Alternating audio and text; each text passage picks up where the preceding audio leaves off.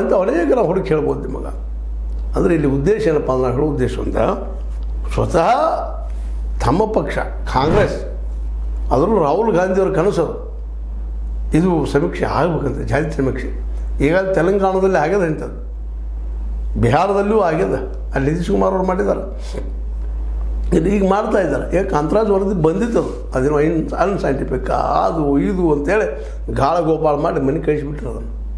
ಈಗ ಇದಕ್ಕೂ ಹಿಂಗೆ ಬೆನ್ನ ಹಚ್ಚಿದ್ರಿ, ಇದನ್ನು ಹೆಂಗೆ ನಿಲ್ಲಿಸ್ಬೇಕು? ಮೋದಿಯವ್ರು ಮಾಡೋರಿದ್ದಾರೆ. ಮೋದಿ ಅವರು ಜಾತಿ ಯಾವ್ದು ಇಷ್ಟ ಮಾಡ್ಬೋದು, ಅವರು ಇದನ್ನೆಲ್ಲ ಮಾಡೋದಿಲ್ಲ ಅವರು.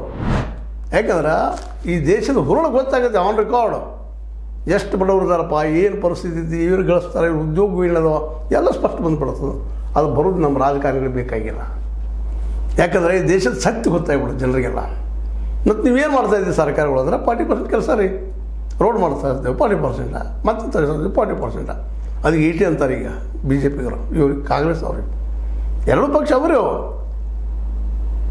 ಎರಡು ಏನು ಬೇರೆ ಅಲ್ಲ, ಎಲ್ಲ ಇದೊಂದೇ ಅಲ್ಲ, ಎಲ್ಲ ಇವತ್ತಿನ ರಾಜಕೀಯ ಪಕ್ಷ ಎಲ್ಲ ಇದೇ ಇದ್ದಾರೆ. ಪಾರ್ಟಿ ಫಂಡ್ ತೊಗೋತಾರೆ ಅಂದ್ರೆ ಮುಗಿದು ಹೋಯ್ತದೆ. ಪಾರ್ಟಿ ಫಂಡ್ ಯಾರು ಕೊಡ್ತಾರೆ ರೀ? ಟ್ಯಾಕ್ಸ್ ತಪ್ಸೋರು ಕೊಡ್ತಾರೆ. ನಾವೇನು ಕೊಡೋಣ? ನಮ್ಮ ಊಟಕ್ಕೆ ಸಾಲೋದಿಲ್ಲ, 2 ಹೊತ್ತಿನ ಊಟಕ್ಕೆ ನಮ್ಮ ದುಡ್ಡು ಸಾಲೋದಿಲ್ಲ, ಮನೆ ಖರ್ಚಿಗೆ ದುಡ್ಡು ಸಾಲೋದಿಲ್ಲ, ಅಂದ್ರೆ ನಾವೇನು ಕೊಡೋಣ? ಟ್ಯಾಕ್ಸ ಅಂತ ಟ್ಯಾಕ್ಸ್ ಕೊಡಬೇಕಾದ್ರೆ ಟ್ಯಾಕ್ಸ್ ತಪ್ಪಿಸ್ತಾ ಇದ್ದಾರೆ, ತಪ್ಪಿಸಿದ್ದಾರೆ. ಮತ್ತು ಈಗ ಸಾಕಷ್ಟಲ್ಲ ಸಾಲ ತೊಗೊಂಡು ದುಡ್ಡು ಗುಳುಮ್ ಮಾಡಿದ್ದಾರೆ. ಎಷ್ಟು ಬೇಕು ರೀ ಮಗ?